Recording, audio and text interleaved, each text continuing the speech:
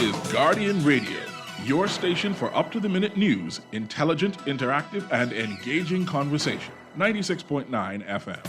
The views and opinions of the hosts and guests are their own and do not necessarily reflect the position of the management and staff of Guardian Network.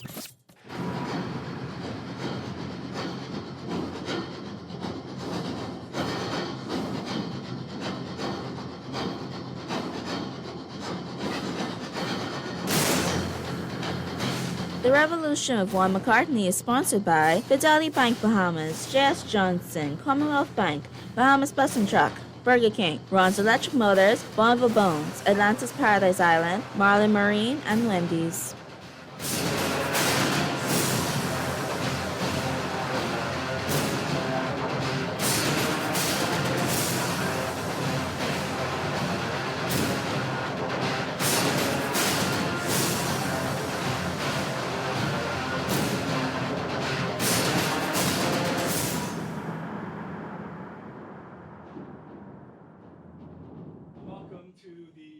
Here on Guardian Radio 96.9 FM. My name is Juan McCartney. So good to have you with us. Unless you have been asleep for the past few days, you would know that tomorrow is Labor Day. It is a day when we celebrate workers throughout the country, all right? And I say workers specifically because though the unions always celebrate Labor Day very publicly, Labor Day is about all workers in this country, all right? So from the police officers, the Royal Bahamas Police Force, who keep us safe, who are on the front lines of COVID-19, they're workers who we're celebrating on Labor Day. The nurses who are on the front lines of COVID-19, the doctors, the people who make the hospitals tick and run, the people in the public service who, you could argue, could perhaps be more productive, but for years have made this thing called the government and society at large function, all right? Because we do have a functioning society, although sometimes we may question that, all right? We're talking about journalists who cover news stories, who try to keep the government accountable. These are workers who we're celebrating. To our folks who work in the tourism industry, the people who greet our guests and take care of them and serve them, all right, and do it with a smile on their face to make this experience more memorable and to have people always coming back to the Bahamas over and again. You're the ones who we celebrate on Labor Day. Those of you who are working in stores right now, who are serving customers, who are stocking shelves, who are transporting goods back and forth, we celebrate you. The public service drivers who are shuttling around people in jitneys, who are making sure that goods get to and fro, you're the ones we're celebrating on Labor Day. So for all the workers in the country, Labor Day is for you. Now, what we can commemorate on Labor Day, absolutely in terms of unions, is the fact that without the trade union movement, we would not have a Labor Day to celebrate. All right? Trade union movement has deep roots in this country. We had a riot, the Burma Road riot in 1942, which was unfortunate. Many people died. Many businesses were destroyed, but numerous people went to prison. But out of that still came something very good. So we got the Trade Union Act out of that, all right, in a minority-ruled, white-controlled Bahamas. We got the Workers' Act out of that in a Bay Street Boys-ruled parliament. They still recognize workers.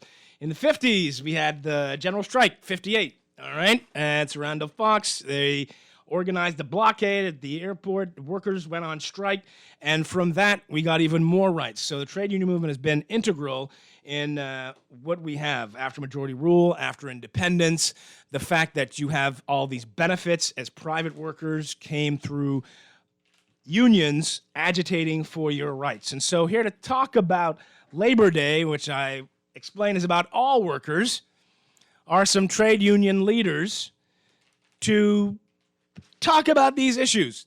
Because here's what's true. At the end of the day, aside from sleeping, what you probably spend most of your day doing is working.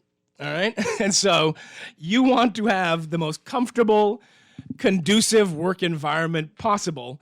And agitating on the front lines for that all these years have been trade unions. All right. So we are very appreciative of the trade unions.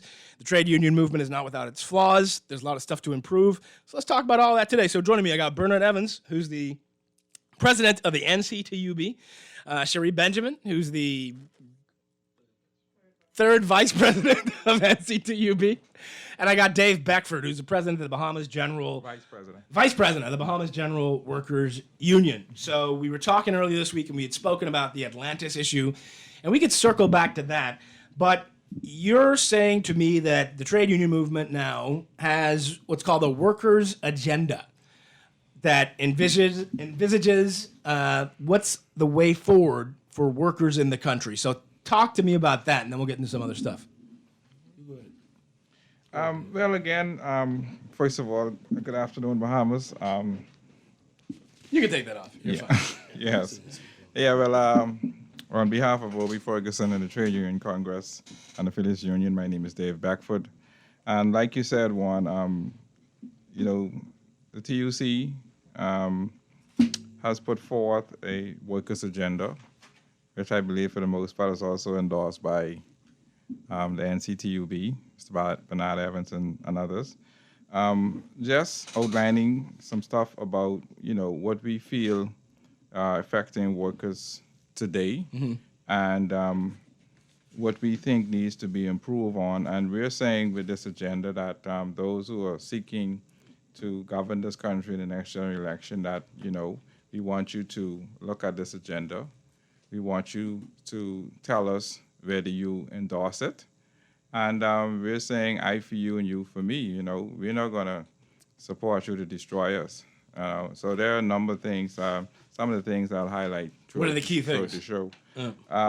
Well, some of the key things in here, just a second.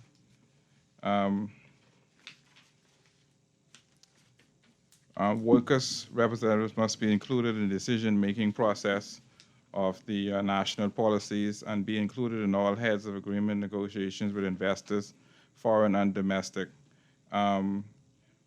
Workers' representatives must be a part of tourism ministry negotiations with particular emphasis on the cruise industry.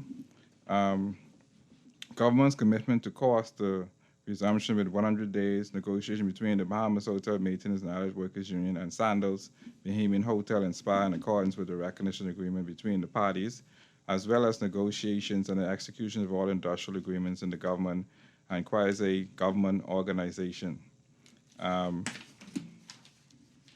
Certainly also, it's a number of them. Just want to go through a few.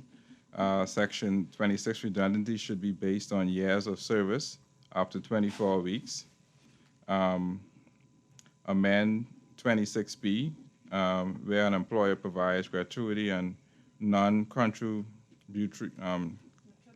contributory pension for an employee. The employee is entitled to redundancy pay, the gratuity and non-contributory pension. This benefit is now being enjoyed by workers. Again, the freedom of association and protection of the rights to organize. That seems to be something that a lot of workers... That exists now, though. Yeah, but a lot of them don't know. A lot of them feel that they don't have the right to form a union or join a union. So again, I think that's what Bernard was talking about. We need to continue to educate. Yeah, I would say the unions should be responsible for educate our workers. I want to could I expand on that, bro? Sure. Cherie can let you speak right now. Okay. Good afternoon, Bahamas, and happy Labor Week and happy Labor Day. I think I've been making the rounds now, and I just want to repeat this again because I didn't do it the first time I was on McCartney's show, which is the #1 show, and McCartney, I really and truly in this 68th year of our celebration, the passing of the bill, the act itself to call for Labor Day to be a holiday, a national holiday, to celebrate the efforts and the victories of the labor movement. But again, I want to change the narrative centered around unions. Okay? I think we often castigate unions in the negative light. Some even questioning whether or not we should exist in this current time. That the union has done its tour of duty, is now need to pack up and go. You all are pretty much the problem. You're trying to break up the country, and all this stuff. Someone suggested about the livable wage after the College of the Bahamas or University of the Bahamas cited that at least $600 a week is required minimum to live in Nassau, and a little higher, I think, $750 in Grand Bahama, or what have you. Okay, unions have not been getting its true recognition, and I think we have been at fault too. We're not perfect, as you said. We have our own infights of what's going on. But if it wasn't for the union, we would not have the middle class. It is the middle class that is the engine of any economy of any country. It's the middle class that could afford to go to the food stores and go to the cash register and the cashier say your bill is $400. It's the middle class who could pay that with ease. It's the middle class that hires the maids who develop small businesses, who actually carry the brunt of the engine of the country. But the middle class was created and fortified by the union. There's always enough money. But the employers are the ones who say, no, this is enough for you. And the worst thing we could have done was say, you know what, we would establish a minimum wage. And so now I'm only obligated, while I could pay you more, I'm only obligated to give you minimum wage. And so we want to now move forward to livable wage. But if it wasn't for the unions, we cited some of those gains that we have had, the sick day, the vacation, the occupational health and safety in the workplace and all that stuff. We have gained all those stuff. But of late, unions has come under attack, internally and externally. We have not been emboldened by the government to ensure some of the laws that we have gained for the protection of workers, whether within unions or without unions. And so what we're seeing as a result, what we have seen is the continuous weakening and demise of the middle class. And so now as the middle class gets smaller and shrink, you will have the gap between the haves and the haves not get wider and wider. We have to change the narrative now. It's not, Labor Day ought to be the biggest holiday in the country outside of Christmas, when Christ was born. This is the time when all Bahamians came together, that started, like you said, in 1942 and again in 1958, the way we had the most gains. But we can't rest on our laurels and believe that all is well, because like termites, some employers are working daily, employing lawyers and legal fees, trying to find dents and weaknesses within those, the act itself, within the Employment Act, within the industrial agreements, trying to chip away and weaken unions. The general election is every 5 years. And even in 5 years, some administrations can get their work done in 5 years. For unions, it's every 3 years. And so you would have a revolving door of person trying to get on the agenda to move things forward. And so while unions come under attack, unions ought to be celebrated as the bulwark to establishing the middle class, because you feed from those gains that we have done over the many years, over the 80 years, 79 years to be exact. But the narrative has been that we are the boogeymen, that we are the disruptors. We are trouble. We are the troublemakers. But if it wasn't for us, and it born out of the discomfort and the unfairness in the workplace. And so we have to now shift that narrative and really, really celebrate. You ought not to be calling us once a year at Labor Week. This should be something ongoing. And I'm not asking you to change, but unless we change the narrative, unless we really put our history into the classroom from primary school throughout to tertiary education to understand what our history, where we came from, and what it means, government ought to be encouraging an environment for unions to flourish. Our Constitution says everybody deserves the right to work and decent work. Right under that, it says those who work have the right to form themselves into a union. And as such, you would go into some of these precincts, you would get the 51 signatures to support unions. The minister would then ratify and signify that this shop do have the requisite numbers for a union. Employer, please sit down now and meet out an industrial relations with those employees. They refuse to come. What is the repercussion? They're supposed to be fined and or in prison if they don't. But in a place such as Bahamas, it's been almost 30 years. 30 years.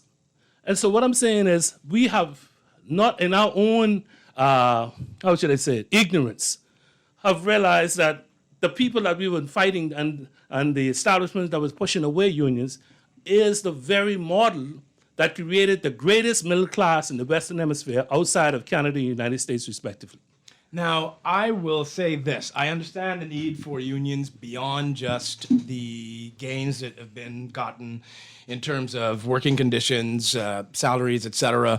Because if you were an employer with a large number of employees, you don't really want to negotiate on a one-on-one basis with each employee. So Atlantis ain't going to negotiate with 9,000 or 6,000 line staff or whatever like this. You need a bargaining unit to satisfy some. You speak to one person who represents all those people, and that's fine. And so I recognize the need for unions, but I think, though, that a lot of people are looking at the unions and thinking that they're intransigent and they always want more but are not willing to give up anything. So, for instance, you have said just now on your workers' agenda that there's a right to you want a right to a non-contributory pension, okay? Let's think that through. We are now in a situation where the government of the Bahamas has hundreds of millions of dollars a year in unfunded pensions because of unions. And all taxpayers have to pay it. And our debt is growing. Yeah, but listen.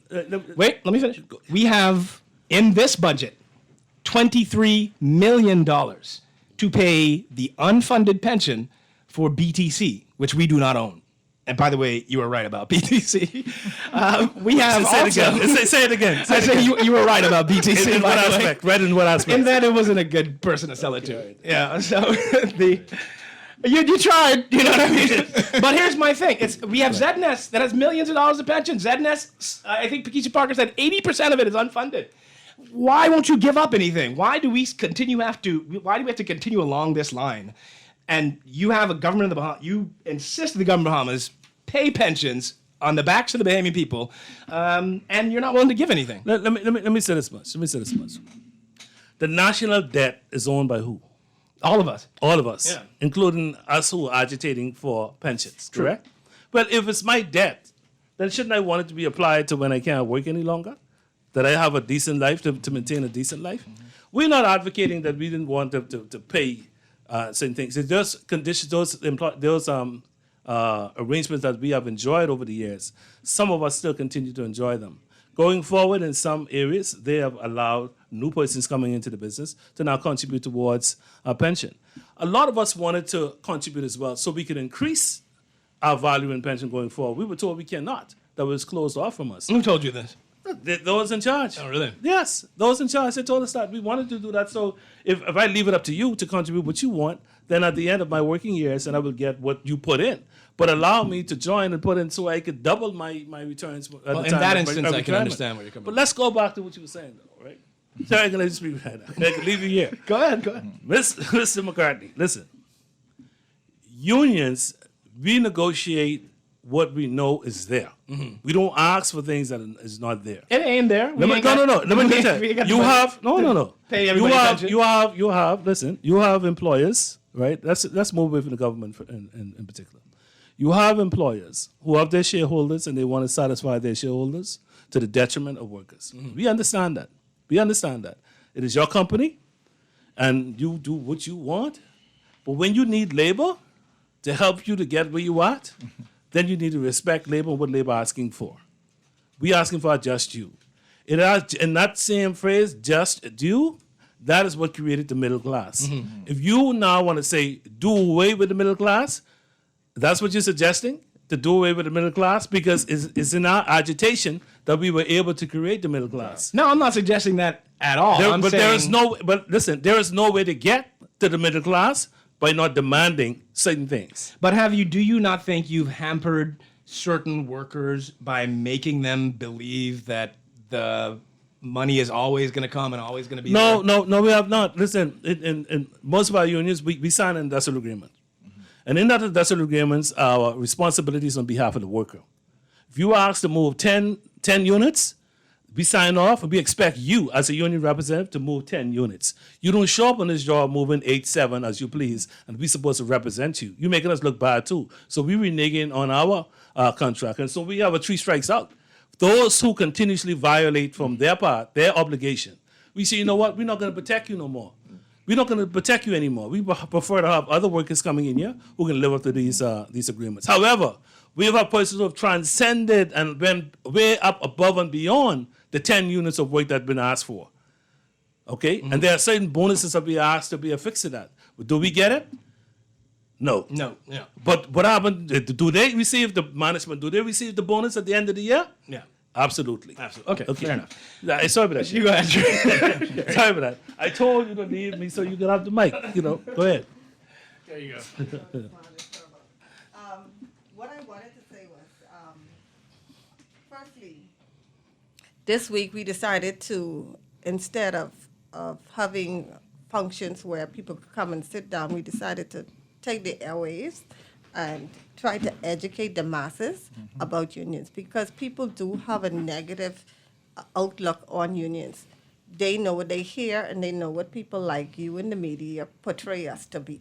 And so we tried to change the narrative by educating them and letting them know exactly how they were able to attain the benefits that they enjoy now that, they think just appeared. You made a comment about us, about unions not wanting to give up stuff. And that's not so. Okay.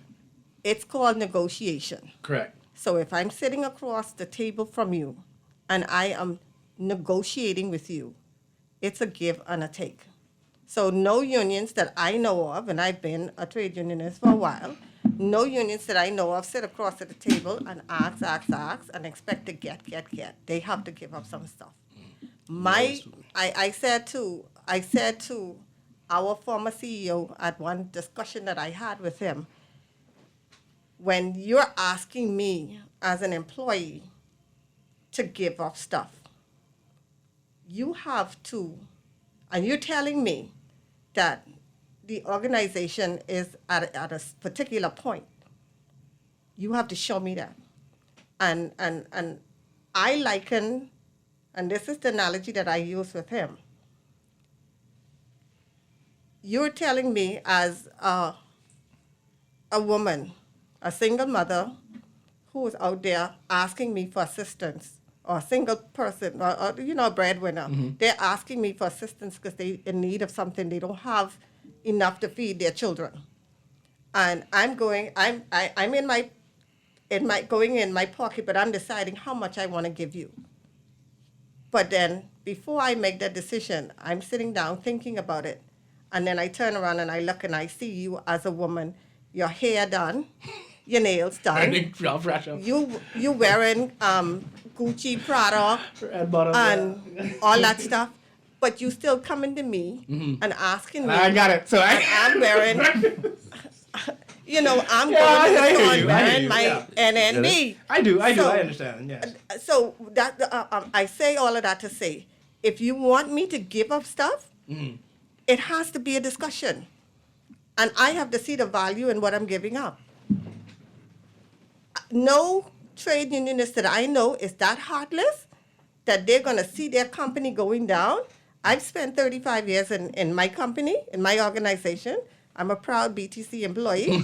I've spent 35 years, and I will never want to see BTC go under. Right. Never. No organization that the BCP or you represent, I would want to see go under. But if you're asking me as a labor leader to give up some stuff, tell me why. What is it going to benefit the members that I represent? How is it going to benefit me? That's all I'm saying. And Mr. McCartney, what you said, there are some circumstances where you don't need unions, and I'll give you 2 of them, right? Mm-hmm. When you have benevolent employers who actually take care of their employees, then obviously you don't need unions. And that's what we all advocate for. Remember, I told you, unions came out of the belly of anguish and disagreements and stuff like that, right? Another thing is, when you, even with that benevolent boss, I hope you would have a written contract. And so all union is on a larger scale is a collective contract. That's the difference. All we're trying to do is establish a contract. So when Rao Day comes, well, let's see what you sign Let's and go agree back on. and, yeah. That's exactly my point. That's fine. Okay. Let me say this. I have an agreement in my hand, right? Right. This is the agreement between the hotel and the union. Right. Now, like Bernard, I started out as a shop steward. Then I was then promoted to chief shop steward. Okay. In this book, there's rights for the employer and rights for the employee. And I know as a shop steward, we call this the Bible. I don't go nowhere without disagreement. And once there's issues and disputes, the first thing we do is get this agreement and open up and see who is on the right or the wrong side. But another thing we are told that we only show up when people are fired or the employers make decisions. But many times we also talk to our members. We encourage them to come to work on time, be productive, do the man work, leave the man things. We do this, and we tell them, well, listen, if you continue to break the rules, then eventually you're gonna be fired. So, but and let me give an example. We used to get triple time for holiday when I used to work. Triple. During the Gulf War, we agreed to cut it to half. Right. It's still at half. Right. So there are things that we have given up, we haven't got back yet. You think we're gonna get it back in this climate, this environment? Let me ask you this: there's another argument about unions, which is the converse side, which the members look at, and the members go, "Well, why the unions aren't doing more for me?" So, for instance, and here's where you get angry, right? And I've been in, particularly when John Pinder, who I want to talk about, when John Pinder was president of the umbrella union, right? And his big thing was agitating for agency shop, right? You know? And I would talk to workers, and they would go, well, why the hell I must pay the union, right, $15, $20 a week out of my salary when I don't get no benefit out of it. I don't get what I need. I hear that argument a lot, like the unions aren't effective, That's not true. that the unions don't go to bat for us. You don't hear that? Listen, For people who you want to sign up for agency shop? Listen. The agencies, the person in the agency shop, let me tell you what they benefit from, right? When they walk into an area that is unionized, okay, they have an option not to join the union, okay? Right. But every benefit afforded them is in the industrial agreement that they fall outside of. So why should they walk on the job and maintain the benefits that's negotiated? As a matter of fact, while they're on the job and they're still not a member of the union, they're still agency shop or whatever, any gains by the union themselves, right, they also benefit. All right? And so the law says, well, that's not fair. If you could stay outside, but you at least paid 90% of the dues. You know why? Because you're benefiting like you're a true member. The only difference is if you're in trouble, we can't represent you. Right. All right? But as for the member who are there crying and say, well, the union didn't do nothing for me, that's what have you done for me lately? Because you can get increases, benefits after benefits that you don't labor for. You met it on the table. You met the table spread. But because now nothing has changed for you, maybe there's a little gap in between your promotions, you cry that the union hasn't done anything. But there's also a cry that the union representatives sit on the tripartite council, right? They have one-on-one relationships with government, but yet they can't move the dial on labor legislation with the government. The last time was during the last Christie administration after Sandals shut down. Yeah. That was the last significant change to the... I can speak to that. And we are proud to have the NTC. Yeah, and here's the thing, right? So Dave said that you're agitating for 24 weeks of redundancy pay, which I think that makes sense. Why is it now capped at 12 weeks? It speaks to the effectiveness of the unions to actually move the dial on legislation. So you haven't been effective in this regard. No, we haven't. But let me ask you to that. From it to reduce, we had a problem. Yeah, let me ask. I know you got a problem with it, but you can't do nothing about it, is my Mr. point. McCartney, no. Or can you? We can try. Listen, there's a lot of things we want for workers, all right, that it took, in some cases in the Burma Road, it took death. Unfortunately. Okay, unfortunately. Yeah. All right? But you continue to agitate. It isn't that we were looking for 24 weeks or people go beyond the 12 years. In Antigua and Barbuda and other Caribbean countries, there's no cap. I If agree you with wait that 10, too. 15 years. So that is initially that's what we've asked for, you know. And so we say, you know what, let's get there incrementally. Let's move it though from 12. It's very unfortunate that someone been unemployed like Sherry's case, 35 years on the job, and you only responded for 12 years. Right. Do you understand? 26. Right. And so we suggested then, as a halfway point, again, like Sherry's saying, negotiate. Let's move it to at least 12 years. 24 weeks. All right? The hotel associate, everybody, oh no, we better close down. So the government get alligator hands and say, you know what, it's better. They always use that. Let's just leave that alone. And we'll talk about government. And my threat is another thing is, man, let them close. Because it's not that everybody's retiring every day. This is not something that you have to pay every week or every day. You know, you may have a few people and want to see what impact that would have. And so we keep on agitating unless we go there and like you all have us as the bad boys, the bully, the disruptors. If that is what you all want us to do, then I guess we will have no choice. But it should be a collective effort. Every working Bahamian should be supporting that if I work for every year on the job, you should give me 2 weeks' pay. That should be a calling cry. That should be a common cry for every worker in this country. Yes. But Yeah, just- I'm with you on that one. Everybody. But just to add with Mr. Brown, I'm an example also. I worked in Lions for 26 years. Right. I think it was about 22 or 21 years when I started there. I was just let go in December. But I'm paid up to 12 years. Your years of service, particularly in the tourism industry, to me, it basically just don't even count. Yeah, I think it's a slap in the I face. mean, as a landscaper, my salary is $308 a week. You talk about working for a multi-million-dollar company. These people have made millions of dollars on the backs of workers. So why at the end of the day you can't retire with dignity? I agree. You can't walk away with a few $1,000s for your years of service. That has to change. Yeah, absolutely, I agree. And like you say, we just got to work hard on having a change. But I don't think that y'all really understand the difficulty we have with trying to get things changed with the government. All right, but we got a phone call and we got text too, so let's go to the phone call. I don't have any headphones, so I can't hear the caller. But caller, if you're there, welcome to the revolution. And or Bernard's gonna lend me his headphones. Do you have a question or a comment for our guest? Yeah, Juan, how you doing? I'm great. Okay, and good afternoon to all of the unionists in the house. Great conversation, by the way. Very progressive. What I wanted to add, you all were touching on 2 points earlier, Juan. I just wanted to highlight them. Where Mr. Evans was speaking to it was Mr. Beckwood speaking to the contributory pension. Yeah, You can hear me, Juan? I can hear you now. Yes. Okay, yeah. One, that's something that is so critical.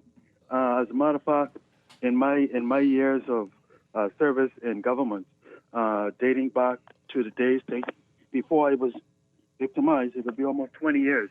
I've been speaking about that from my first year in, because I recognize, one, if you look around at other government quasi agencies, such as National Insurance, such as BPL, you have persons such as tourism. You have persons in their retirement, one, when they retire after 30 years of service, because they were able to make a contribution towards their pension, some of them retire with up to $1 million, $1 million in cash, versus the menial amount that you get from the non-contributory pension, which limits you in your scope of what you can receive. As a matter of fact, I believe that there needs to be a vast education around the contributory pension scheme, because, one, that is a savings, that is an investment savings portfolio in essence that you are building up every month or every week that you get paid, and that is the perspective that something of that sort should be considered from. Because at the end of the day, if you want to live, as Mr. Beckford said, with some decency when you retire off of that job, we need to move to that kind of consideration. But also on the next end, one, as it relates to labor in our country and the importance. Can you hear me, Juan? I can hear you. Go ahead. Okay, and the importance of labor in our country. One, I am so impressed and taken by the President of the United States, because he recognized that he came from a family that was built on labor in the United States of America, where the life that he was afforded was as a result of the strength of the labor movement in the United States. And he's doing everything in his presidential power to ensure that if billions are made or trillions are made in America, that the laborers in the country get their fair share of that billion or trillion or whatever the amount is that is made in America, because it makes no sense after working a 40 hour week or a 60-hour week, depending on your trade, it makes no sense you are the working poor in your country when you have a GDP that is valued in the billions of dollars. Thank you for the opportunity. Continue the great work, gentlemen and women in studio, and all of the laborers in the country, and happy Labor Day to all of the workers across the entire Commonwealth of the Bahamas. Thank you, Juan. God bless. Okay, happy Labor Day. Let's get some. We got texts. Says Juan, poor negotiations are why hotel workers are only paid for 12 years of service, and the government allowed this. Public servants get paid for all their years. These union leaders need to learn proper negotiation skills. No one should be paid less time than they worked. I also ask Dave why we haven't gotten a raise for 9 years and we continue to pay dues. Well, I'll say this. I am a former candidate. I ran for the leadership of the union. I was not successful. I had an issue with negotiations, the way how it went. Well, they're not negotiating it at all, no. Because I felt like a proposal was not submitted on time, but I think one is already in now. But again, I don't want to say too much about it, but at the end of the day, it's not my fault. I was not an executive of the union. I remained a line staff up to the time until I was terminated from Atlantis. But I did have some concerns about it, and it's unfortunate that we don't have a registered industrial agreement in place, whereas like these 700 workers, they would have been entitled to get an increase in salary in their back pay. But hopefully we will get one soon. You'll get there. All right, we got another phone call. Good afternoon. Welcome to the Revolution. Good afternoon, Juan. How are you doing? I'm good. How is it going? Excellent. And good afternoon to all your guests in studio. Good afternoon. Mr. Evans in particular, I'd like to personally congratulate you, sir, for the excellent work you have been doing over the past few days in educating the public of the importance of trade unions and unions in this country. Mm-hmm. Many persons have been crying for quite some time with a false narrative that unions, we don't need unions in this country. However, I'm going to tell you, being a former trade, being a part of the hotel union and seeing the atrocities that many employees try to exploit workers while working on their premises. If the Himalayan people were sensitized enough to see what actually goes down, then they begin to understand why unions are very important. In fact, unions are very important even more than ever today, because we see there a lot of our people, are being exploited. When you look at the bottom line, such as many of these persons come to this country to make money, their money is made on the backs of the Himalayan workers. We carry the load for them. They carry the profits, but we carry the measly salaries at home, back at home.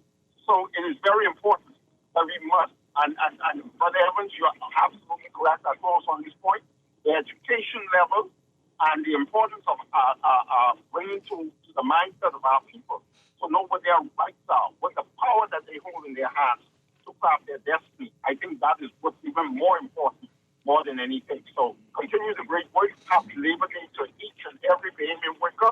In fact, all laborers in this country. And let's continue to make this Bahamas a prosperous nation that we all can live in comfortably. Thank you, Juan, for the opportunity. God bless. Okay, thanks. Happy Labor Day there, Jeff. Let's do one more call, and then I guess we got a break because we blew through the commercial break. So, good afternoon. Welcome to the Revolution. Hello, good afternoon. Are you there?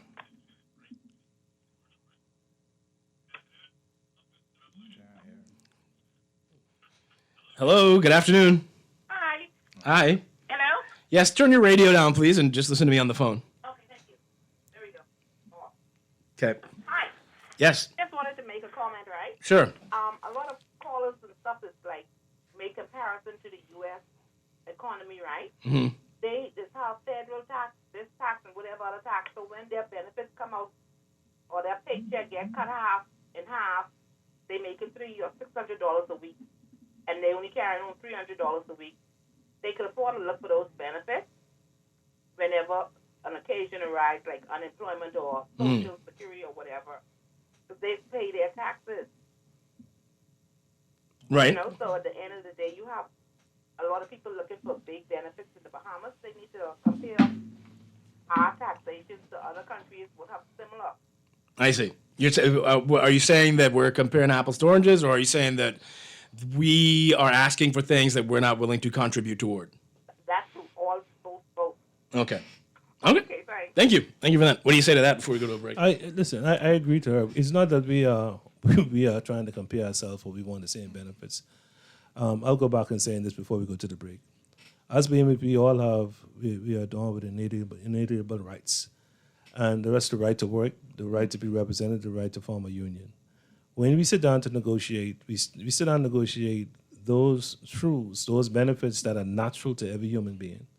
So everybody wants success. Everybody wants to be able to take care of their family, a sense of security, what have you. It was always the union looking for some safety net that we could contribute to. For instance, NIB. We are all contributing to NIB as a safety net. Now we have NHI coming up. And then hopefully we'll have a national pension, real pension with mobility, that when people move from job to job, they carry that pension with them. And so we're looking for those truths that are common to every human being. And so not so much we can learn and glean from America or from those top 10 economies from around the world. But we're not saying we want the same thing. Everything is commensurate. We know what we have in the Bahamas, given the GDP that we have, that we keep bragging about how expensive it is to live in this country. But yet, are we trying to put legislation in place so that our people will have a living chance to be able to get above poverty?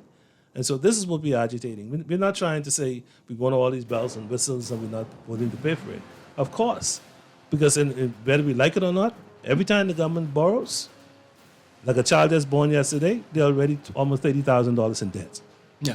All right, we got to take a break. We'll be back. We got Bernard Evans, we got Sherry Benjamin, and we got Dave Beckford from the labor movement in studio today as we anticipate Labor Day tomorrow. Stay tuned. We'll be back after the news break.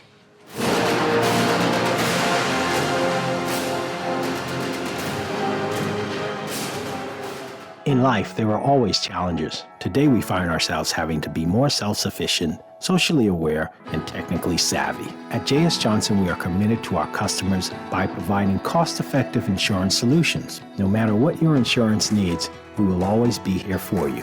Call 397-2100 or visit jsjohnson.com. J.S. Johnson Insurance Agents and Brokers, giving you peace of mind. This is Guardian Radio 96.9 FM, Nassau, Bahamas.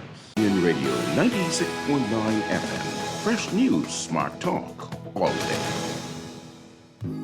Bonneville Bones is here for you this and every Father's Day.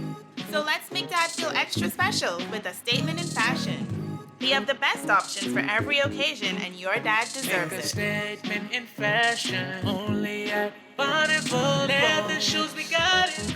Cufflinks, did you spot it? Chinos, linen, pocket piece, fresh. Shop with us, we got it. The best. Bonneville Bones, located in the mall at Marathon and Bay and George Street. You asked for it, and now it's here.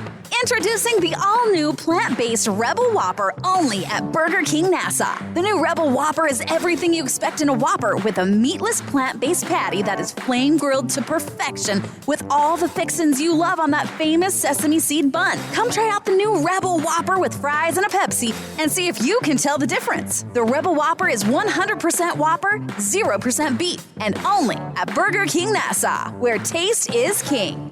Everyone should experience a brand new car, but not everyone can afford one. Until now, Bahamas Bus and Truck has the answer. The stylish, spacious, feature-rich, yet affordable Mitsubishi Atrage. Priced at $21,900, including a 3-year warranty, why not come and experience the value that Mitsubishi has built into the Atrage today? Bahamas Bus and Truck, the country's only authorized Mitsubishi dealer. Telephone 322-1722. Travel less, but vacation more by indulging yourself and your family with the ultimate staycation getaway at Atlantis. Sleep in, relax, play, go out. Say yes to a fantastic staycation in your very own paradise just over the bridge. For reservations, call 363-6483 or visit Atlantis Local on Facebook for details. Post your pictures with hashtag Atlantis Staycation for winning details. Boy, why you look so mashed up like clothes at the washer? No, boy, just a hard day, boy. Hard day? What happened? The breakfast lady ran out of tuna and gritty. We need to start joking about everything, you know. This serious, boy. This real serious, boy. Boy, what's serious? Tell me. All right, well, today, boss gave us, boy, one big contract. And nobody else get a chance and nobody say nothing. Boy, you know that ain't right. You know government contracts ain't supposed to go that way. Yeah, but nobody's saying nothing. Boss man just tell people to sign the papers. Then he send me to meet this boy downtown and collect this envelope. You need to tell somebody. You need to become a whistleblower. You know I's a real man, but I never blow no whistle. I be drunk all my life and drunk, you know. No way. A whistleblower is someone who tells people what they see when they see something wrong happening at work. But I ain't no whistleblower, and I ain't no snitch. I still right there, you know. But ain't nobody can know it's you. All you gotta do is call Crime Stoppers, or you could text them from inside the Crack Crime Bahamas app. They don't ask about you. And your call goes straight through to Miami, so nobody know you is. And if you text, your message get mixed up like Kong Salad. Call 328-8477 from Nassau, or 242-300-8477 from the Family Islands. Tired of banks forcing you to use technology to bank the way they want you to? Your convenience is important. So no matter what your banking needs, Commonwealth Bank's friendly staff are always available in branch for that personal one-on-one service. But when you choose technology, our online and mobile banking app offers you state-of-the-art functionality. The choice is yours. Commonwealth Bank. Bank the way you want. Back for a limited time at Popeyes. Come in and get your ripping chicken today. Enjoy an all-white meat chicken breast, partially cut into pull-apart strips, which are slow marinated in a blend of Louisiana seasoning, then hand-battered into a crispy southern breading and deep-fried. Rip this special out of 80 Popeyes today, along with 2 signature sides, a biscuit, and sauce for just $7.50 VAT inclusive. Love that chicken from Popeyes.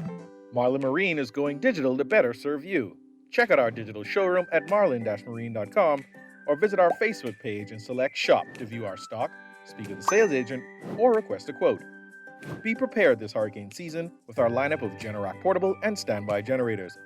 Our diesel and LP standby generators give you clean, uninterrupted power, while our portable generators provide convenient power where you need it, keeping you connected no matter the conditions. Find the Generac that best suits you. Contact Marlin Marine today and our sales agents will be sure to help. Call 393-7873, visit marlin-marine.com, and follow our social media pages to stay updated on our latest products. When the power cuts out, Generac steps in. So get your Generac generator today at Marlin Marine, giving you power on land and sea.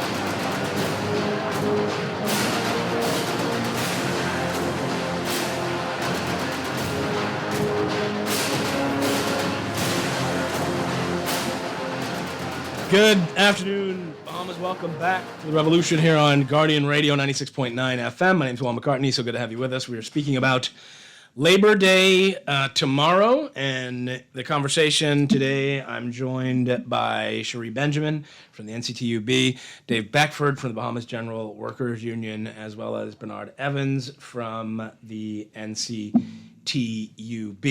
People have been sending in text messages, so I do want to get through some of these before we introduce some different topics into our discussion. It says the accountants. Accountants are workers too. We celebrate them. Yeah. Absolutely. Yes. All the workers we celebrate on Labor Day. It says, will the livable wage coincide with qualifications, or just anybody should be entitled to? Any responsibility on the employee to self-improve? We have to ensure we send the correct message to employees that self-improvement is most important. Agreed. This says, as a former member of a union at my previous job, I am very disappointed in union leaders today because they're too political. Leave the governance to the government and go after empowering your members academically and improving themselves to be better employees. And please don't bring those 2 rowdy women from the nurses and teachers unions on. Okay. I mean, I think that passionate. I wouldn't call them rowdy. Belinda Wilson and Amansha As Williams. a female, Mhm. I have to defend those two rowdy women Right. because at the end of the day, what you see from them, they speak their mind and they speak their truth. And as a female, I know that a lot of males tend to marginalize us as female leaders. And so, one person said to me the other day, they referred to a popular bishop saying that any woman who sits on the pulpit is out of order. And so I said to them, what reference are you making? Men just have a belief that women role in the house and they're not supposed to be in leadership. But because the ineffectiveness of men to be leaders and to be breadwinners and to be providers and caretakers of their family cost us as females to go out there Step up, man. and to take our place or take their place, I should say, and to be dominant. Whatever you give us, the old adage says if you give a woman a bread, she's gonna make a meal. You give her a sperm, she can make a baby. Whatever you give a woman, she's gonna multiply that. She's gonna make that into something. And so when you see the rowdy woman from BUT and the rowdy woman from the nurses union, or any woman that you see speaking out, they call us rowdy. It's not that we are rowdy. We are just out there letting our voice be heard. You can have a male counterpart doing the same thing, saying the same thing, but they're not going to be called rowdy. But because we are women, and so anybody speaking negatively about any one of my sisters, I'm going to defend them. Let me tell you, I have met Belinda because I was vice president of the PTA Association at AFI where my son is at. So I've met Belinda and I've seen Belinda, and I know Amansha Williams, president of Nurses Union.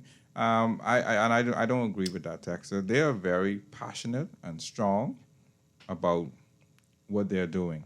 And I think a lot of times you need to look at what they're actually saying and what they're trying to accomplish. They're not out there just doing this off of air to make themselves look good. They're actually talking to the issues. Yeah, but I think that you got to contextualize it. So you call them rowdy. They are outspoken, no doubt, yes. right? But they have thousands of members. These are two of the largest unions in the country. Right. They have thousands of members that they're trying to protect. So at the end of the day, they got to go back to the teachers and back to the nurses and show, what did you do? What did you say when we told you this was a problem? But by the way, most of the members of female are women as well. But yeah. you must agree that as women, whatever we do, we have to do it twice as harder as a male. Because for me, as a female, I started in BTC as a technician. I started out in the manholes, splicing cables. I had to be twice as good as my male counterparts to get any recognition.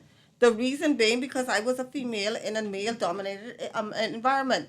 And so, of course, most people look at trade unionism as a male-dominated environment. That is something that men are supposed to do. Men are supposed to be out there speaking of, women supposed to be seen and not heard. That's not the case now. That may have been the case back 50, 100 years ago. That's not the case now. And so whatever we do to get the respect that we deserve, it shouldn't be so, but we have to speak twice as hard, twice as loud to be heard. twice as loud to be heard. And that is an issue I have. I ran for president in our union the last 3 years ago, and one of the criticisms that I got, which I felt it was unfair for me, as hard as I worked to defend people, a lot of people said, "Oh, she's too aggressive.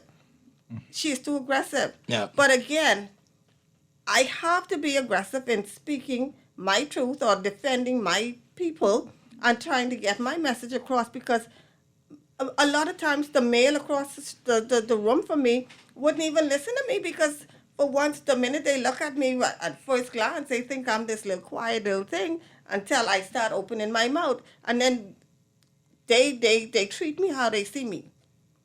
So if I want you to respect me. I'm going to put myself in a position where you have to respect me. And sometimes that means that I have to be a little bit louder than my male counterparts or a little bit more. And for me, I could just look at people and people say, okay, she in the one. But, you just, as a female, we have to do a little bit extra more than what a man would have to do. Okay. So give us a break. Absolutely. Juan, I think there was a texter that was speaking about what's the qualification or justification for livable wages. Livable wage, yeah. Well, the cost of living is always going up. Life is a Inflation. justification. I mean, at the end of the day, especially for single mothers who are the sole breadwinners, who have to pay rent or to take care of their children. Yeah, I mean, minimum wage is what, $2.50? $2.10, $2.50 for government. $2.10, $2.50. So yeah, and I must say, Mr. President Obie Ferguson, before that information came out from UTEP, is that he thought that the living wage should be $300 to $350 a week. Definitely. I mean, we've had 2 VAT increases. That's taxes on me and you. Yeah, I don't see how it's possible to live on under $300 a week. But again, we're going again. This is another area that we are faulted. We do talk about productivity. We do encourage good industrial relations. We do encourage workers to put their best foot forward, to come to work on time and to do their work. We always do. Okay, let me get to a phone call and then some text messages. Sorry, I didn't mean to toss that at you. Some text messages here. This says, actually, let's do the phone call. Good afternoon. Welcome to the Revolution. Bernard Evans is at to leave, by the way. He had another commitment. Good afternoon. Are you there? Forgive my enthusiasm. If yes, one, I appreciate it. If no, I understand. Can I make one more contribution, please? If you do it quickly, sure. Okay, great. Thank you. Thank you very much. The other day when Mr. Evans was on your show and Mr. Beckford earlier, I think it was yesterday or the day before, right? They revealed on your show, and it wasn't highlighted, that the minister in their private communication of labor told them that he was given notice by the Atlantis group of the impending redundancy exercise of 10% of their staff, 700. Okay. And that is not so. Thanks to your show, Juan, because it was revealed on your show that the minister explained to the reporters that he had just been notified the day before. And I heard Mr. Obie Ferguson and Mr. Bernard Evans speak to that fact earlier today. And so the Minister of Labor has some explaining to do, because he's saying one thing to reporters and misleading the labor union leaders in their private communication. And also the Minister of Health is living in that same fantasy land as the Minister of Finance. Thank God for the former Minister of Health. I was waiting, because 2 days ago when I heard Renwood Wells speak about COVID-19 and the vaccinations that is required, I thought I was in a fantasy land, in all honesty. I was happy to hear Minister, the competent minister, former Minister of Health, Dr. Dwayne Sands, explain what the reality is in terms of what percentage we really need to have vaccinated in order to achieve herd immunity. Okay. All right. Let's go to a different call. Good afternoon. Welcome to the Revolution. Good afternoon. Hey, how's it going? Juan, how you doing, man? I'm pretty good. How you doing? You got this great calling the show back again and again and again. You hear this back yesterday on that? No, it's too much. It's too much. I'm gonna stop allowing it, because it's not. Best, man, Juan. Look at my this gotta be. I don't call it me from stupid. Okay, Juan. Yeah. Juan, Okay. The kind of work I do, Juan, I do construction work. Yep. And I teach a lot of people my construction. So anybody who work with me, they got they can do that, but every other thing. They qualify for money, I pay them. Okay? Now what's happening now? I heard Mr. Evans saying, I pay guys $200 help us long time before big companies. I pay my national insurance, I pay my water, I pay everything. I pay government taxes and everything. See, but a lot of people want a bunch of money and they ain't qualified. Well, the thing, before I hire a guy who just come out of college, I rather hire a guy who got 25 years with in construction field. I ain't got to watch him, I have to show him nothing. The president coming, my side of the week. We need to stop picking up the people, man. Then they go back to school and get recertified. That's all we need to do in this country. Stop crying. And then take my call, man. Okay. Thanks, my brother. Good afternoon. Welcome to the Revolution. I'd like to make a call. Okay. To that point, and the previous caller point where he talked about livable wages. Mm-hmm. Livable wages is the minimum wage that someone should be able to live or survive by. When you talk about education, if you want someone who's educated, you have to pay for that. And so all we're asking is that, listen, these people and some people who don't have education, who don't have papers, are much more skilled. And the caller said that, and that's why I was kind of confused with what he was saying. Mm-hmm. He has skilled workers. He has skilled workers who know the job, and he would pay them over persons who come from college and don't have the experience. You have a lot of persons who can do the work, but they don't have the papers. Right. Some people just don't test well. Some people don't do school well, but they're very, very technical, or they're very, very They can perform. hands-on. Yeah. If someone has a degree and they have experience, you can't pay them livable wages. You have to go. You got to pay them for the degree, Exactly. yeah, You and gotta the experience. Pay them their worth. Exactly. So what they are confusing is they're thinking that, okay, for you to have livable wages, you have to have a degree. No. Now, I think the debate, though, is that when the University of the Bahamas talks about a livable wage, and I think we may be both saying the same thing, but here's what I think the difference is. They're saying a decent standard of life. Exactly. All right? Now, a decent standard of life and survival are two different things. And I think a minimum wage is what you're trying to establish. Can a person survive off of this wage? As a livable wage is, can a person have a decent standard of life? And I think we have to stop looking at it in terms of we're only concerned if people can survive. I think we need to start looking at it in terms of we want people to have a decent standard of life. And how we get there is a conversation we all have to have in terms of work experience, in terms of education, in terms of social programs, in terms of the cost of living, affordability, things of this nature. Let's break it down, Juan. If you let's look at a single mother with 2 or 3 children. Let's say rent minimum $600. You know that's been climbing, right? Some Right. places going for $750, $800. $1,500? Yeah, you got to take care of 2, 3 children. You got to pay rent. You got to buy a grocery. You're trying to keep your light on, and your water bill if you don't have a pump. So I mean, look at it, and you're only getting what And, two and don't have no 210? comorbidities, because if you have any ailments, Right. come You on, got no that's insurance. different. This exactly the additional bills and Right. the unexpected. Your You know, you got pressure- Well, I mean, to. yeah, absolutely. You do have 210 is not acceptable. I agree with that. Good afternoon. Welcome to the Revolution. Hello. Good afternoon. Are you there? Hey, good afternoon. How are you on? I'm fine. How are you? I'm okay. One question I want to ask you, being a labor time, how long you would say small business suffer during this pandemic? I'm sorry. What was the question again? How long would you say that a small businessman suffered during this period, the pandemic? It depends on the business. I saw the Tribune has a story today talking about preliminary findings of the IDB, right? And this is very serious stuff. And so their preliminary finding is that only 54% of the business that got the business continuity loans because of COVID are still operating. And so I think that the level of business closure, of business failure, and the level of unemployment, I think that it's been understated, as a matter of fact. Or I asked a question, right, as a national insurance. You can hear me?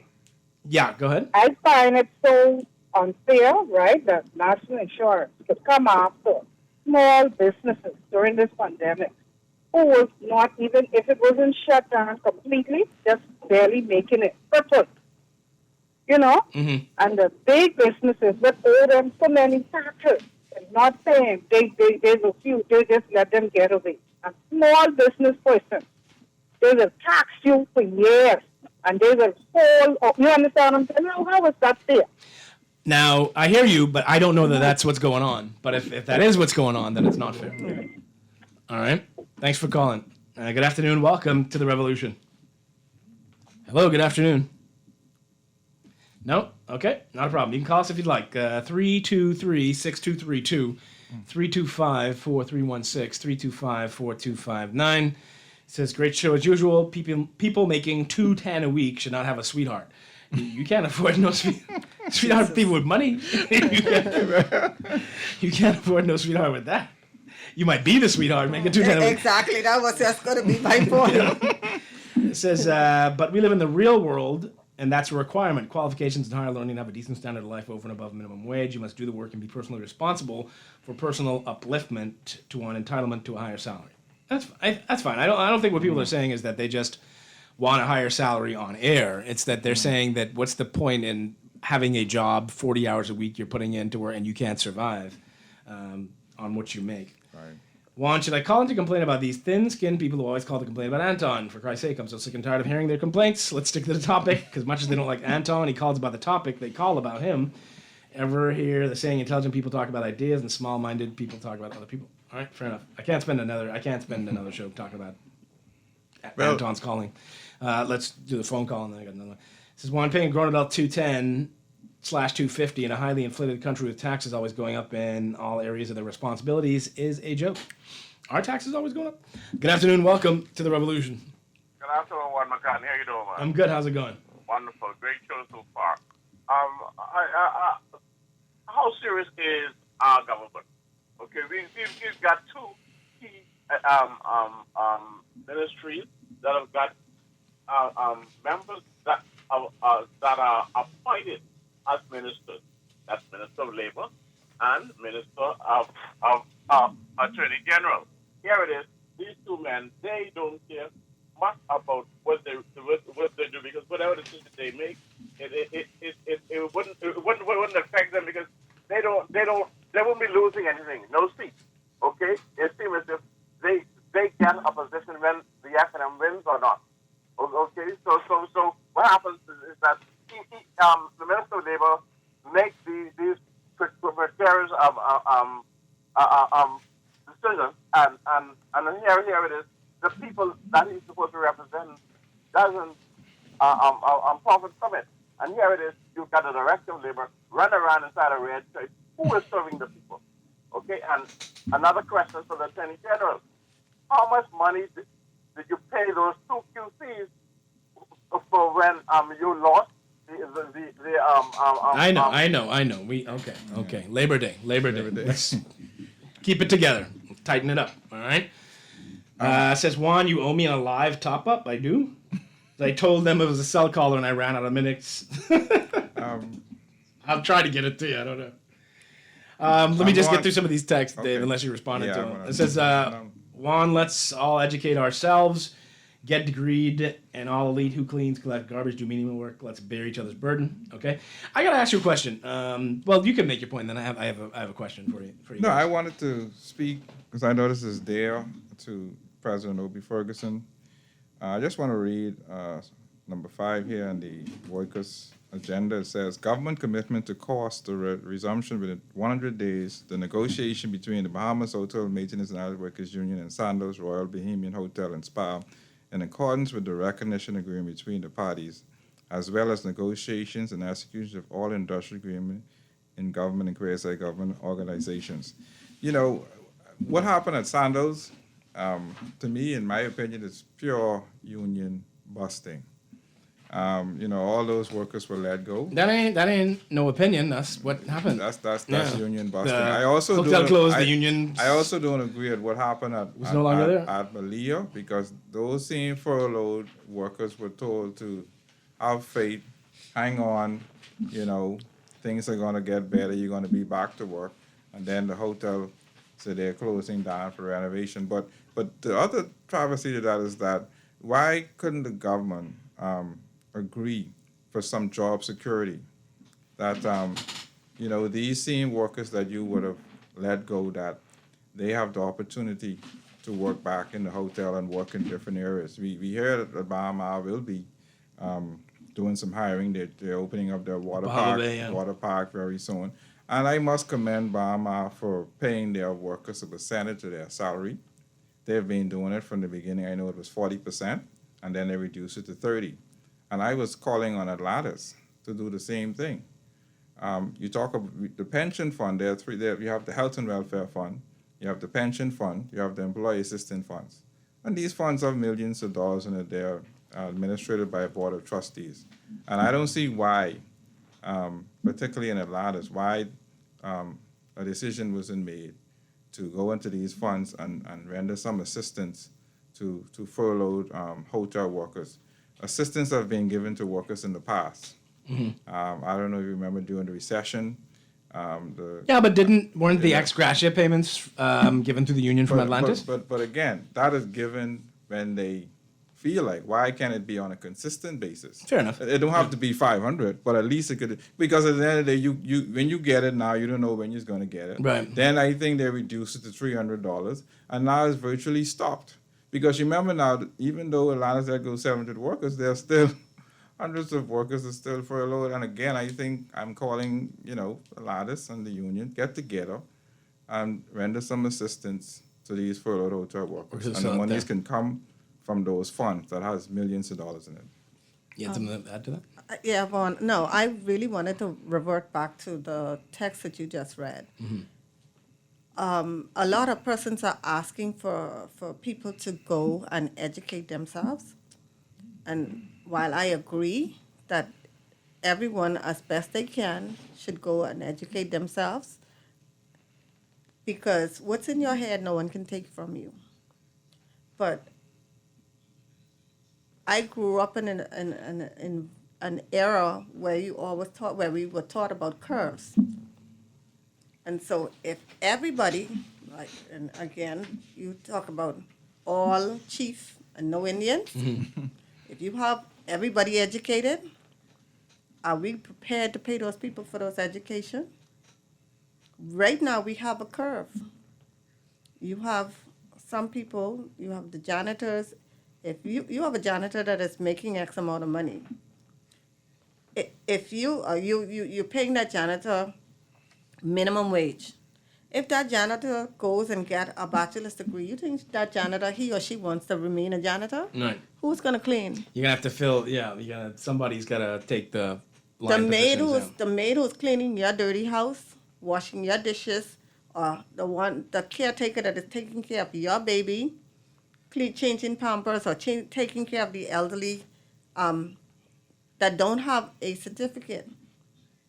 If they go and get educated. If someone, a caregiver, goes and becomes a professional caregiver, that means that they're educated in their field, they have the requisite health requirements or health certifications and stuff to actually perform their job, they're not going to... No.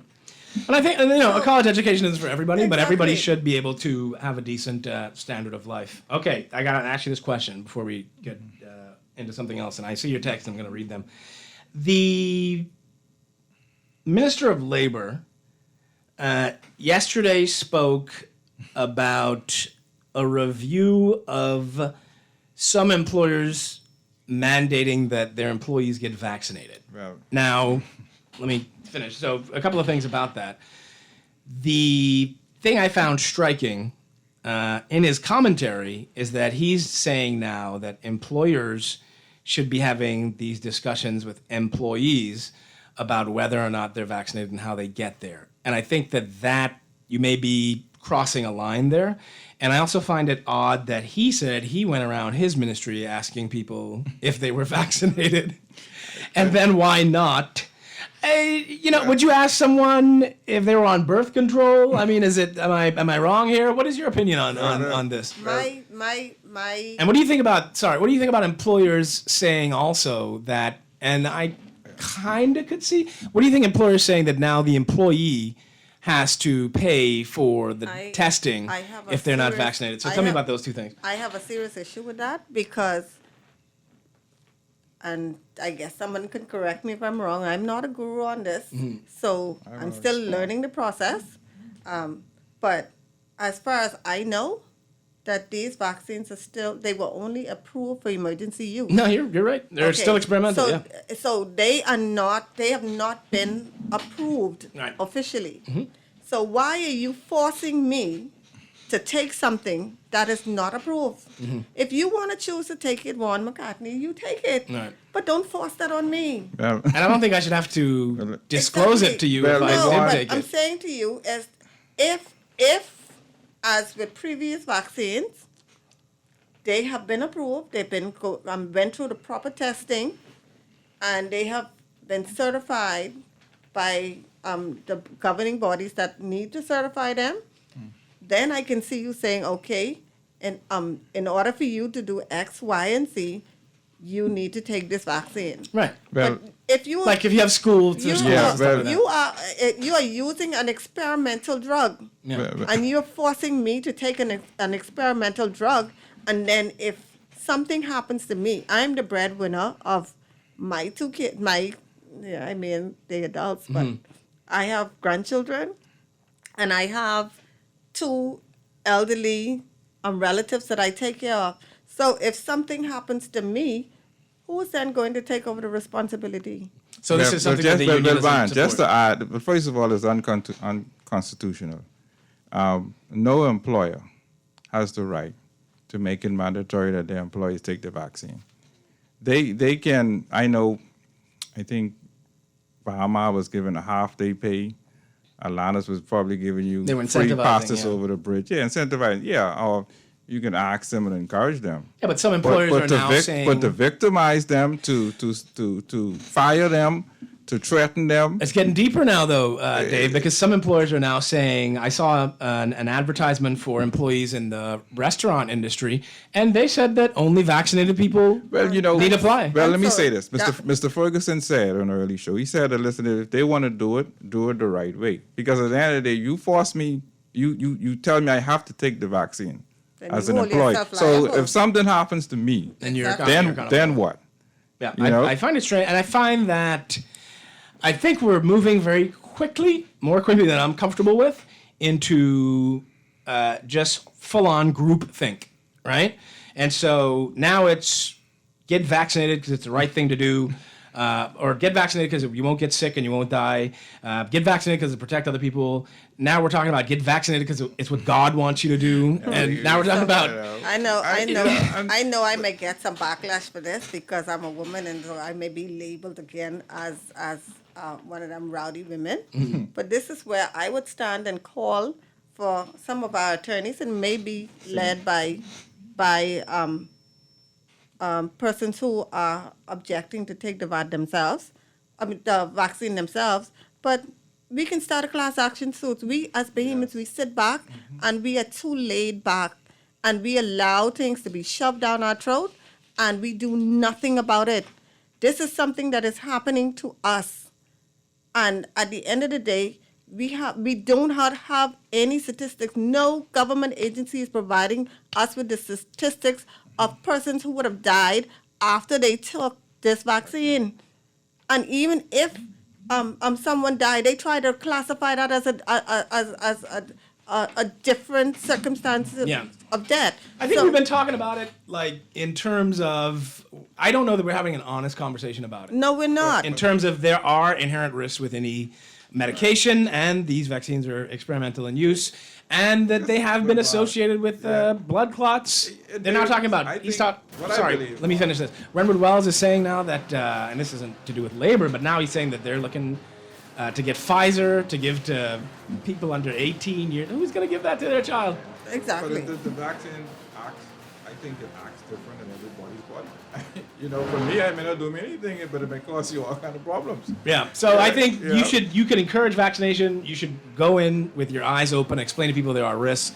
The mandatory thing, I don't know that's a good place that we're going to with that. But again, engage the trade union movement, engage the leaders. Let's talk about it. Let's take a break. We'll be back on the other side.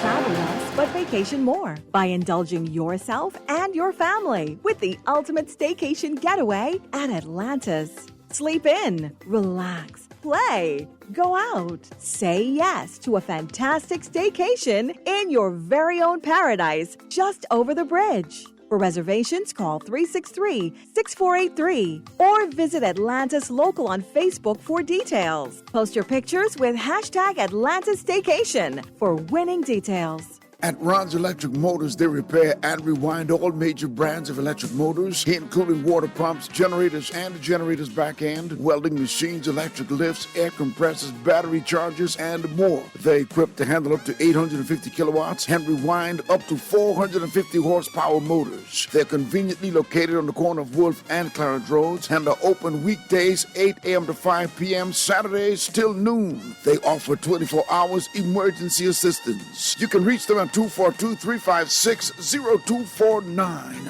At Bahamas Bus and Truck Company Limited, we provide vehicles known for quality and durability. From the iconic Jeep Wrangler to the award-winning Grand Cherokee, we've got your everyday driver covered. For larger tasks, our Ram 1500, Mitsubishi Fuso Canter trucks, CMC Verica vans, and Fuso Rosa jitneys do way more than just deliver. We even carry a wide variety of pre-owned vehicles. To keep you going, our parts, service department, and body shop can accommodate our brands and others. Call us today at 322-1722 or email info@bahamasbus.com. Bonneville Bones is here for you this and every Father's Day. So let's make Dad feel extra special with a statement in fashion. We have the best options for every occasion, and your dad deserves Make a it. statement in fashion. Only at Bonneville. Leather shoes, we got it. Cufflinks, did you spot it? Chinos, linen, pocket piece, fresh. Shop with us, we got it. The best. Bonneville Bones, located in the mall at Marathon and Bay and George Street. Hello, sir. Your credit card bill is due. Hello, sir. It's time for your monthly loan payment. Tired of creditors pounding at your door? Sign up for a debt consolidation loan from Fidelity Bank and consolidate your debt into one low monthly payment. What's more, you will also earn interest on a built-in savings account. The pandemic has curbed many freedoms, but at Fidelity, our focus is to help regain your financial freedom. Visit a branch or speak to a Fidelity Bank at 356-7764. COVID safety measures in place at all branches. Fidelity, we're good for you.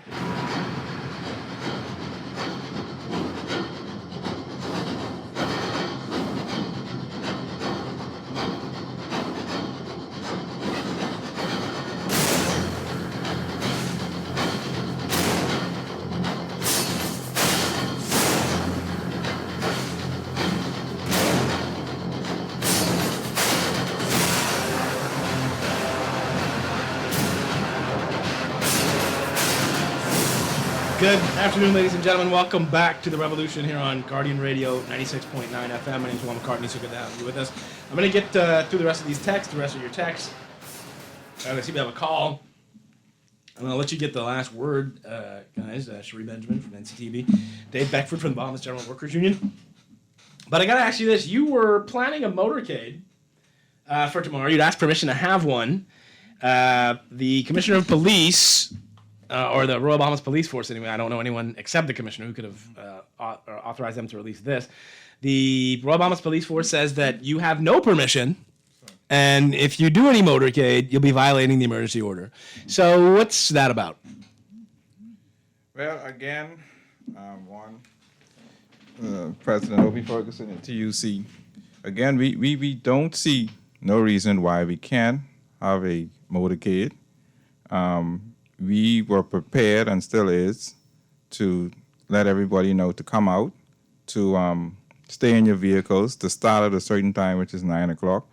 And we hope that before the end of the day that the commissioner and the competent authority will change their mind. Because of the day, this is for the workers, you know, and it really speaks to how this government in particular thinks about the workers in this country. You know, last year, nobody knew the impact that this virus would have on the economy and the tourism industry. So we all, obliged and listened and worked with the competent authority. But, here we are now. We're much better off than we were last year. And I don't see the reason why. I mean, persons are driving up and down every day. Right now, you guys traffic. Traffic is so. What's and again, this. We shouldn't even be talking about whether we could drive or not on the motorcade. I mean, there's so many other issues. There's so many problems. There's so many persons are hurting and so much uncertainty out there. And this is what we have to be talking about with the government in terms of this motorcade. It's just very, very sad. But I'm saying we are still, and I'm not saying that we want to break the law, or we disrespecting the police, because I do support the police. I am a law-abiding citizen. But it's a real question as to why we can't have it. There was just a motorcade in the islands. The politicians are still having motorcades. Yep. They were escorted by two. They got outriders, all this. Outriders. Yeah. So again, and this is why a lot of Bahamians, particularly young men, they have a problem with our court system and our judicial system, because they feel like there's one law for you and then there's a lot of law for me, and that's why we may have a lot of these problems we have in our country, man. At the end of the day, the law is the law. You can't permit a motorcade to happen in Eleuthera, but it can't happen in Nassau. Yeah, makes no sense. It could happen in Andros, but it can't happen in Nassau. Either or either. Right. Either you could have it or you know what I mean? And again, I call and I beg and please, Mr. Prime Minister, Mr. Commissioner of Police, please allow us to have a simple motorcade. We are sensible people. Yeah, because you don't want it to be the second year in a row. It's the second year in a row, and look at what workers are going through. And we know much more about COVID and safety and all this than we did last year. Let me just quickly go to the phone call. Good afternoon. Welcome to the Revolution. Juan. Hi, good afternoon. How you doing? I'm okay. I had to run out to go put minutes on my phone. I put you on blast. No problem. You understand me? Because apologies. I don't have a problem with Anton, but you can't let him call twice at the expense of people like us on cell phone. But I don't know that he's calling, though. I can't. I have no caller ID. Tuesday one, let me, but we ain't gonna run on. Oh, okay, yeah. Now I'm gonna start killing that, though, probably. But go ahead. Let me tell you something. Today is as a former unionist and a unionist at heart, chief shop short in the BCPRU and shop short. It's the most crying I ever hear these unions, especially the males, do in my life, and it's really pathetic. These unions. When last you see Clifford Darling them cry? These men can't even wear Clifford Darling them shoes. Ain't no crying. You ain't supposed to be crying to no government to have your parade tomorrow, brother. You insist them. If the police don't want to come out and assist you up at the parade, ain't nothing in the Constitution that you can't take your members out there on a holiday. Sometimes you gotta suffer the consequences in order to get where you want to go.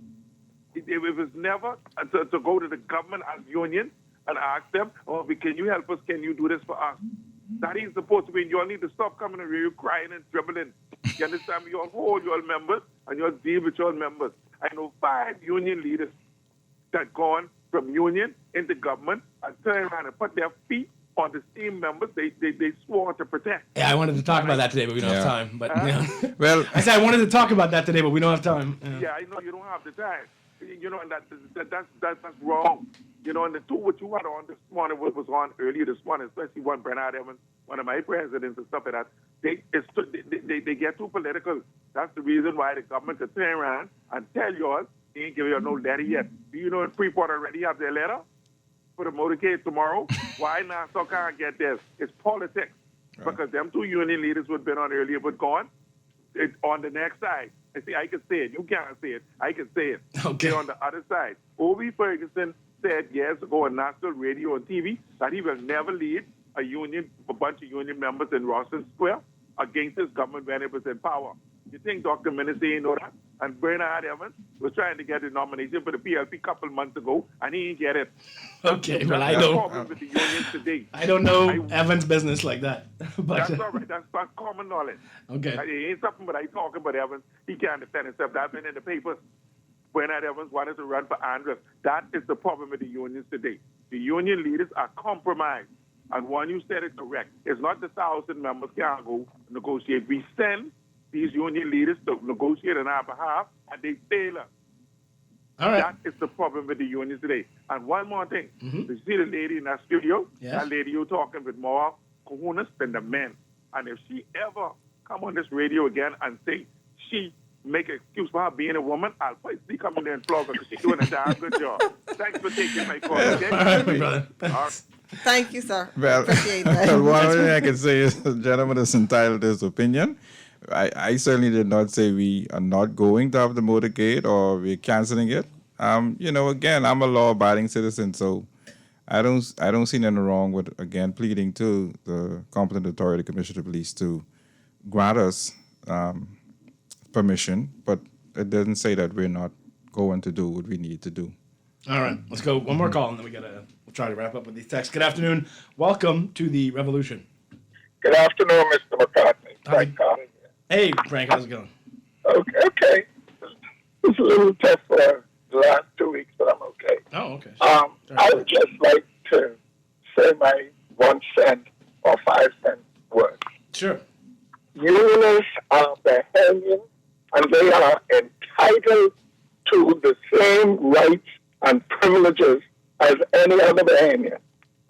Because you are a trade union does not mean you should not run for parliament if you so desire. Check all of the Commonwealth countries and you'll find trade unionists in parliament. You even find religious leaders. Reverend Dr. Rogers, an Anglican priest in Barbados, is a senator. Leroy Trotman, former head of the Barbados Workers Union, who was honored at the ILO in 2019, is a former senator. And you go down through history. Why? Because issues overlap.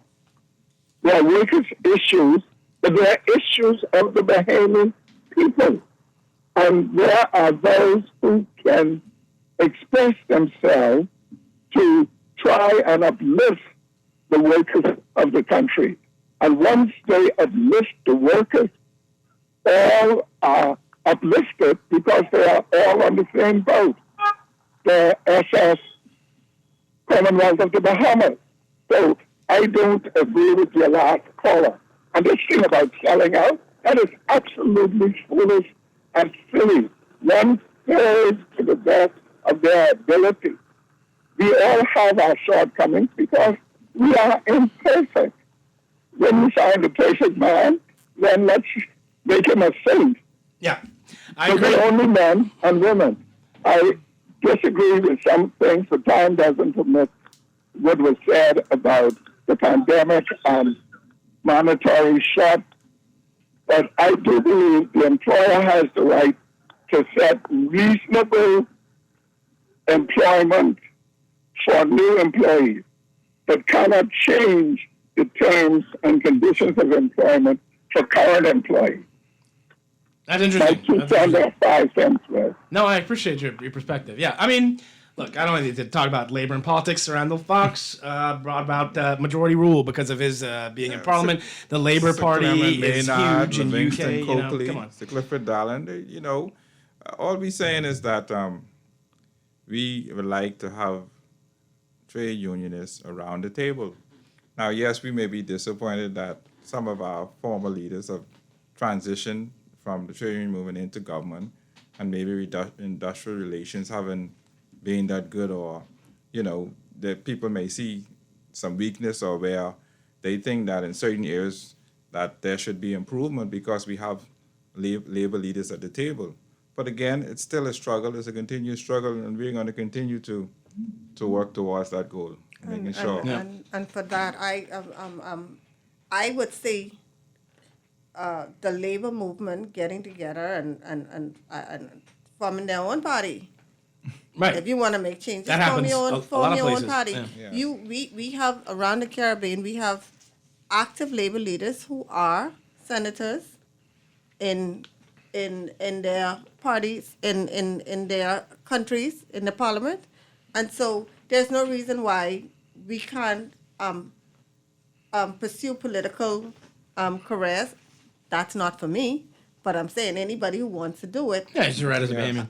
They have their right to do it. I think more the concern is, and we got to wrap up here, I think more the concern is that, or maybe not concern, but I think more the question is, can the former labor leaders who become government bureaucrats perform fairly in their position? And I think that's maybe a concern. As far as politics goes, that happens. But I'll give you guys the last word. Labor Day tomorrow. I just want to say that I want to commend Mr. Obi Ferguson and TUC, along with the NCTU. Like I said, we have a workers' agenda that we have presented to the opposition.